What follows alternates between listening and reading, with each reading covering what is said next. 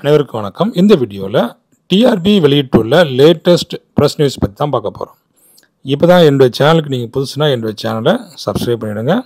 TRP சம்மந்தமான எல்லா நியூஸும் உங்களுக்கு உடனுக்குடன் வந்து சேரும்.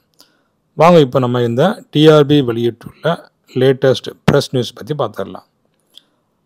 ஆசிரியர் தேர்வு வாரியம் மூலம் அரசு சட்டக் கல்லூரி, அதாவது இந்த கவர்மெண்ட் லா காலேஜஸில் இந்த இணை பேராசிரியர், அசோசியேட் ப்ரொஃபஸர், அதுக்கப்புறமா இதில் அசிஸ்டன்ட் ப்ரொஃபஸர், அதுக்கப்புறமா இதில் உதவி பேராசிரியர், சட்ட முன்படிப்பு பணியிடங்களுக்கான போட்டித் தேர்வு மூலம் நேரடி நியமனம் செய்வதற்கு ஏற்கனவே டிஆர்பி இந்த அறிவிப்பை கொடுத்துருந்தாங்க 24/1/2025. அப்போ இந்த ஜனவரி 24 இந்த நோட்டிஃபிகேஷன் வந்திருக்குது. அதுக்கப்புறமா இந்த ஆன்லைன் அப்ளிகேஷனுக்கான அந்த கால அவகாசத்தையும் கொடுத்துருந்தாங்க. அதாவது 18/3/2025, அதாவது மார்ச் 18, அதுதான் கடைசி நாள் இந்த ஆன்லைன் அப்ளிகேஷன் ஃபில் பண்ணுறதுக்காக. இந்த மாலை 5 மணியோட அது முடிஞ்சிருச்சு. அதாவது இன்னைக்கு தான், அதாவது 18ஆம் தேதி மாலை 5 மணியோட இந்த ஆன்லைன் அப்ளிகேஷனை க்ளோஸ் பண்ணிட்டாங்க. ஸோ இனிமேல் யாருமே ஆன்லைன் அப்ளிகேஷன் பண்ண முடியாது. அப்போ இந்த ஆன்லைன் அப்ளிகேஷன் பண்ணும்போது இந்த விண்ணப்பதாரர்கள் இருக்காங்களே, அவங்க வந்து நிறைய தவறுதலாக நிறையா அப்லோட் பண்ணியிருக்கிறாங்க. தவறுதலாக அவங்களுடைய நேம்ஸு இல்லைனா இந்த மாதிரி நிறைய இது அப்ளை பண்ணியிருக்கிறாங்க. இப்போ அதை வந்து எடிட் பண்ணுறதுக்கான அந்த ஒரு கோரிக்கையை டிஆர்பிக்கு வச்சுருக்குறாங்க. ஸோ அப்படி வச்சதுனால எங்களுக்கு எடிட் ஆப்ஷன் கொடுங்க அப்படின்னு சொல்லி கேட்டதுனால டிஆர்பியும் அவங்களுக்காக ஒரு 3 days வந்துட்டு கால அவகாசம் கொடுக்குறாங்க.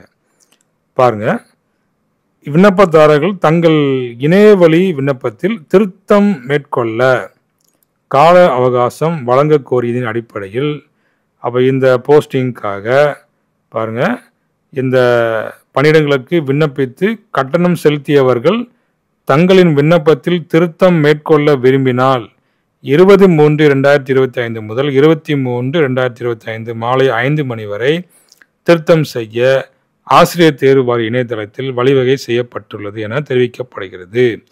அப்போ இந்த ஆன்லைன் அப்ளிகேஷன் அப்ளை பண்ணும்போது யாராவது தவறுதலாக உங்களுடைய நேம்ஸையோ உங்களுடைய அட்ரஸையோ ஏதாவது தவறுதலாக பண்ணியிருந்தீங்கன்னா நீங்கள் எடிட் ஆப்ஷனில் போயிட்டு அதை திருத்தம் செய்து கொள்ளலாம். ஸோ அதுக்கான டேட்டு பார்த்தீங்கன்னா 20ஆம் தேதி to 23. அப்போ அங்கே 4 days வந்துட்டு இதுக்கு டைம் கொடுக்குறாங்க. மேலும் விண்ணப்பதாரர்கள் எடிட் ஆப்ஷன் மேற்கொள்ளும் போது கீழ்காணும் வழிமுறைகள் மற்றும் நிபந்தனைகளை கவனமாக பின்பற்றும்படி அறிவுறுத்தப்படுகிறது.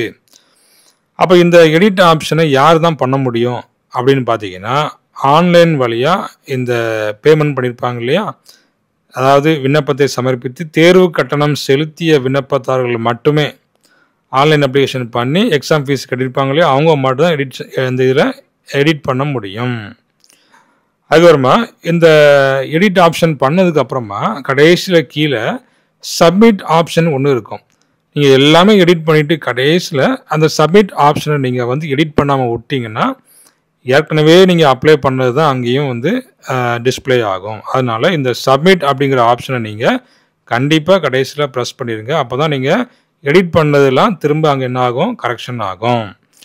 அப்போ இந்த கடைசியாக, அதாவது ஃபைனல் சப்மிட் பத்தானை அழுத்தி உறுதி செய்யவில்லை எனில் ஏற்கனவே அப்ளை பண்ணியிருப்பாங்க இல்லையா, அதை தான் அப்ளிகேஷனுக்கு எடுத்துப்பாங்க. விண்ணப்பதாரர்கள் மாற்றங்களை செய்து விண்ணப்பத்தை சமர்ப்பித்த பின் வேறு எந்த மாற்றமும் செய்து கொள்ள இயலாது. அப்போ ஒரே ஒருக்கா இந்த விண்ணப்பத்தை எடிட் ஆப்ஷன் பண்ணிக்கிடலாம். சமர்ப்பித்த பிறகு, அதாவது சப்மிட் பட்டனை வந்து ப்ரெஸ் பண்ணதுக்கு அப்புறமா வேற எந்த ஒரு ஆப்ஷனும் பண்ண முடியாது. அப்போ பாருங்கள், ஸோ எடிட் ஆப்ஷன் மேற்கொள்ளும் போது அந்த உரிய திருத்தம் மேற்கொண்ட பின்பு தொடர்ச்சியாக அடுத்த பகுதிகளையும் சரிபார்க்க வேண்டும். இப்போ ஒரு ஆப்ஷன் பண்ணுறாங்கன்னா அதுக்கு கீழே அடுத்த ஆப்ஷன் வந்து வேரி ஆகிட்டே இருக்கும். ஸோ அப்போ அந்த ஆப்ஷனையும் கவனமாக பார்த்துட்டே வரணும். ஸோ திருத்துற அந்த ஆப்ஷனை மட்டும் பார்க்காம அடுத்த ஆப்ஷனையும் அவங்க வந்து அந்த கரெக்ஷன் பண்ணிகிட்டே வரணும். ஏன் அப்படின்னு பார்த்தீங்கன்னா, ஒரு பகுதியில் திருத்தம் செய்யும் பொழுது மற்ற பகுதிகளிலும் மாற்றம் செய்ய வேண்டிய அவசியம் ஏற்படும். அப்போ பாருங்கள், அப்போ எல்லாம் இந்த எடிட் ஆப்ஷன் பண்ணதுக்கப்புறமா அங்கே வந்து என்ன வரும், பிரிண்ட் ப்ரிவ்யூ பேஜ் வரும். அப்போ அந்த பிரிண்ட் ப்ரிவ்யூ பேஜில் போயிட்டு எல்லாம் கரெக்டாக இருக்கா அப்படிங்கிறத எல்லாம் செக் பண்ணிடுறோம். அதுக்கப்புறமா டிக்ளரேஷனில் போய் ஒப்புதல் அளித்த பின்னரே தங்களின் விண்ணப்பம் ஏற்றுக்கொள்ளப்படும். அப்போ பாருங்கள், விண்ணப்பதாரர்கள் தங்கள் விண்ணப்பத்தில் எந்த ஒரு மாற்றமும் செய்யவில்லை எனில் ஏற்கனவே பண்ணியிருப்பாங்க இல்லையா, அதை வந்து எடுத்துப்பாங்க. அதுக்கப்புறமா விண்ணப்பதாரர்கள் இந்த மொபைல் நம்பர் அண்ட் இமெயில் ஐடியை அவங்க வந்து எடிட் ஆப்ஷன் செய்ய முடியாது.